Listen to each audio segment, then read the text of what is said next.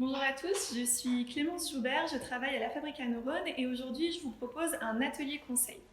Alors, qu'est-ce qu'on va voir dans cet atelier conseil? On va d'abord parler des fonctions cognitives, qu'est-ce que c'est, et puis comment on peut les stimuler, comment on peut les travailler et enfin quelles stratégies on peut mettre en place au quotidien pour mieux performer.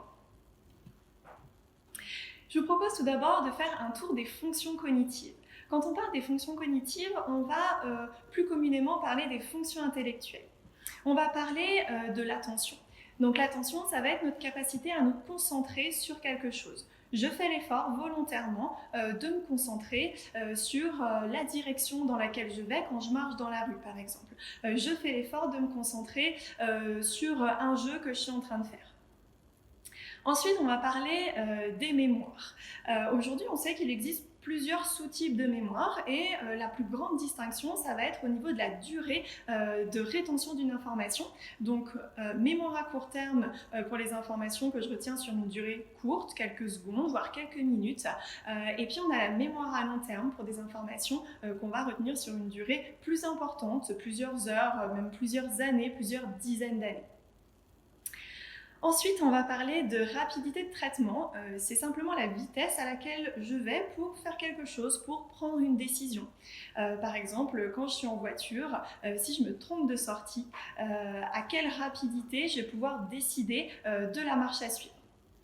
Ensuite, on va parler des représentations spatiales. Donc, comment je vais me représenter dans l'espace, comment je vais me représenter le monde qui est autour de moi. Mes représentations spatiales, je vais les travailler par exemple quand je monte un meuble en kit ou quand je gare ma voiture dans une place qui est un petit peu serrée, sans taper la voiture qui est devant, ni celle qui est derrière.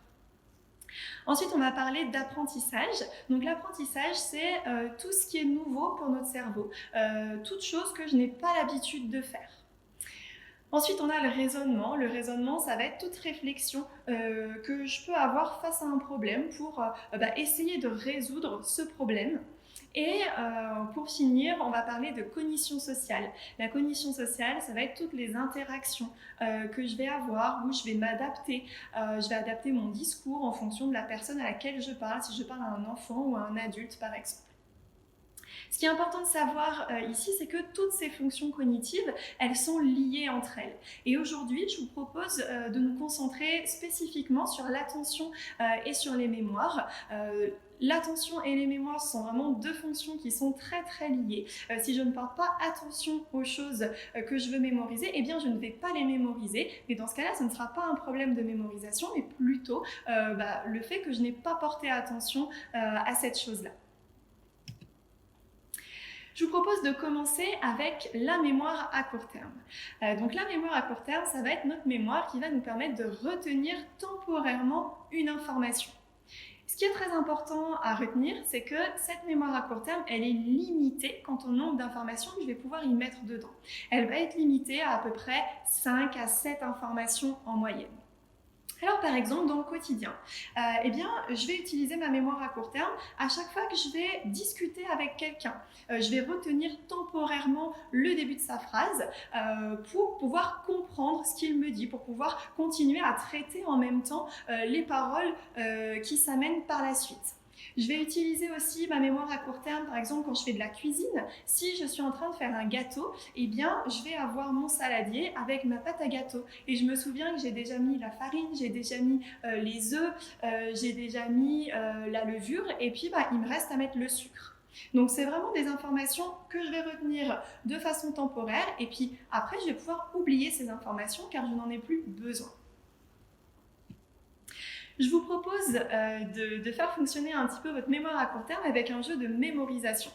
Donc je vous invite à vous prendre au jeu. Des lettres vous seront présentées les unes après les autres et il faudra indiquer la séquence complète que vous avez vue. Donc je vous laisse vous concentrer sur les lettres qui vont apparaître à l'écran juste ici et je vous laisse essayer de les mémoriser du mieux que vous pouvez. Peut-être que vous n'allez pas arriver à tout mémoriser et c'est correct. Vous savez maintenant que la mémoire à court terme, c'est une mémoire qui est limitée. On se concentre, on est parti. M, T, X, V, O. vous laisse quelques secondes pour vous remémorer la séquence complète.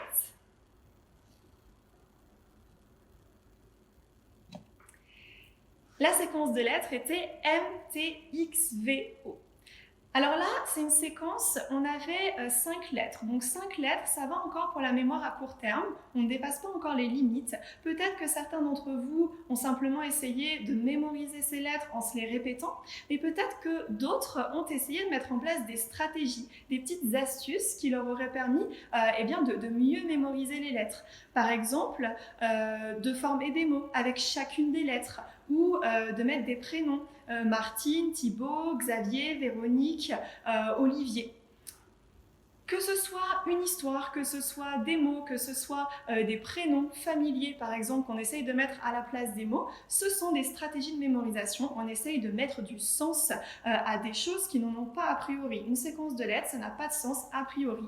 Eh bien moi je vais essayer d'y mettre du sens pour m'aider à mémoriser. Et ça c'est une stratégie de mémorisation qui nous aidera à dépasser cette limite de 5 à 7 informations.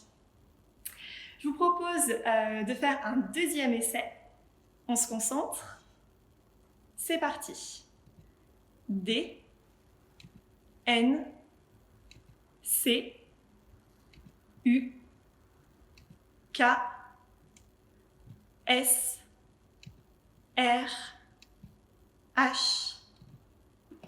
Je vous laisse 3 petites secondes.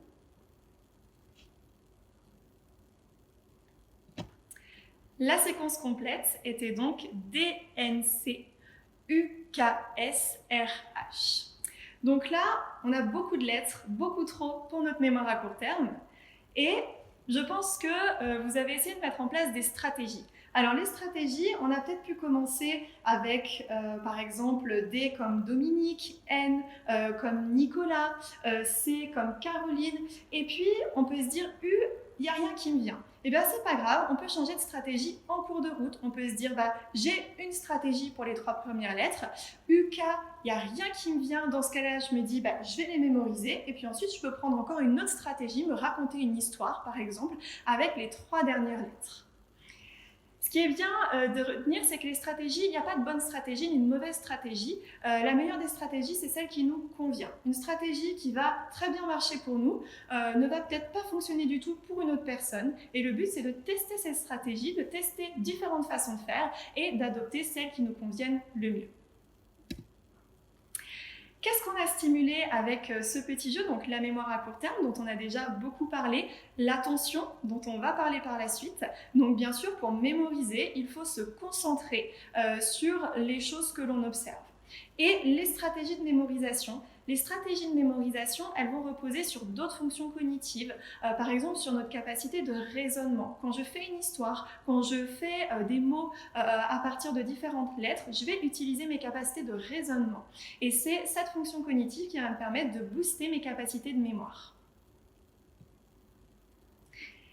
Pour résumer, la notion clé de la mémoire à court terme, c'est qu'elle est limitée. On ne peut retenir que 5 à 7 informations en moyenne d'un coup, et ça c'est valable pour tout le monde, même si certaines personnes peuvent retenir un petit peu plus ou un petit peu moins d'informations. On peut utiliser une ou plusieurs stratégies compensatoires, qui est de donner du sens aux informations. Trouver un lien familier avec ces informations, donc avec quelque chose que j'ai déjà en mémoire, et puis les réduire en les liant ensemble, par exemple faire une histoire. Et notre cerveau, il va vraiment préférer faire une histoire, même si elle est complexe, même si elle est un petit peu farfelue, plutôt que de retenir une série de lettres qui n'a absolument aucun sens pour lui. Je vous propose maintenant de parler d'attention de concentration. Ce sont des termes qui sont génériques. On va avoir 2 processus. Des processus automatiques où on va détecter des informations, des événements, des indices vraiment de façon automatique. Et là, on va pouvoir détecter plusieurs choses à la fois. Par exemple, je vais détecter une sonnerie de téléphone, je vais détecter quelqu'un qui passe derrière la vitre, je vais détecter une sonnette qui a lieu dehors, je vais détecter tout un tas d'informations, des choses qui se passent dans mon environnement, et ça c'est automatique, donc je ne décide pas de porter mon attention là-dessus. Par opposition, on a les processus conscients. Et ces processus conscients, ils vont opérer quand je vais me concentrer sur quelque chose. Et par contre, on va pouvoir se concentrer que sur une seule chose à la fois. Donc la concentration, elle est limitée en termes de nombre de choses, et puis elle est limitée aussi dans le temps. Quand je décide de me concentrer sur quelque chose, je vais pouvoir faire pleinement une seule chose à la fois et sur quelques minutes consécutives ou quelques dizaines de minutes consécutives. La notion clé de l'attention, qui est très importante à retenir, c'est qu'on ne peut pas rester concentré de façon illimitée. Donc si par exemple vous allez suivre une conférence d'1h30, 2 heures, vous n'allez pas être concentré sur toute la durée de cette conférence parce que c'est beaucoup trop pour notre système attentionnel. Parfois notre cerveau va faire des micro-pauses, parfois on va décrocher, puis on va raccrocher. Et c'est tout à fait correct parce que c'est vraiment comme ça que fonctionne notre cerveau. Il faut faire des pauses, donc vraiment l'importance des pauses, ça nous permet de nous régénérer un petit peu et puis de pouvoir remobiliser notre concentration par la suite. En termes de stratégie compensatoire, eh bien, tout ce qui est motivation et curiosité, eh bien, ça va repousser cette limite. Plus on est motivé, plus on est curieux sur une thématique, plus on va pouvoir mobiliser sa concentration sur une durée longue. Être bien reposé également et à l'abri des distractions, ça joue beaucoup. Si on est fatigué ou si on a des distractions permanentes dans notre environnement, on va avoir du mal à se concentrer. Et puis être organisé. Le fait d'être organisé, d'avoir planifié les différentes actions qu'on a à faire, ça nous permet vraiment de mieux mobiliser notre concentration. Pour conclure, quelques petites indications sur les jeux. Les jeux, c'est très stimulant pour le cerveau, c'est très bénéfique. Et pour être stimulant, un jeu ou une interaction doit premièrement demander un effort. Pourquoi? Parce que c'est quand on fait cet effort, donc quand on est un petit peu confronté à une difficulté, que notre cerveau travaille le plus. Donc le fait d'être confronté à une difficulté, par exemple quand on fait des mots croisés, le fait de ne pas trouver tous les mots, de devoir chercher un petit peu, eh bien c'est vraiment bénéfique pour notre cerveau, c'est là où on va le stimuler le plus. Ensuite, apporter de la nouveauté. Pourquoi la nouveauté? Eh bien parce que quand on fait des choses qu'on a toujours l'habitude de faire, notre cerveau, il prend l'habitude. Il va s'installer dans sa zone de confort. Et vu qu'il a l'habitude de faire ces choses-là, eh bien, au fur et à mesure, ça va lui coûter de moins en moins d'efforts. Donc quand on fait des choses nouvelles, on va stimuler notre cerveau.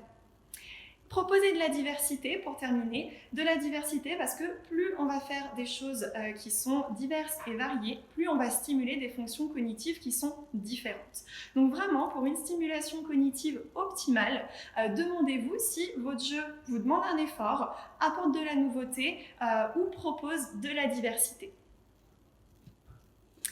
Je vous remercie pour votre attention et je vous dis à bientôt.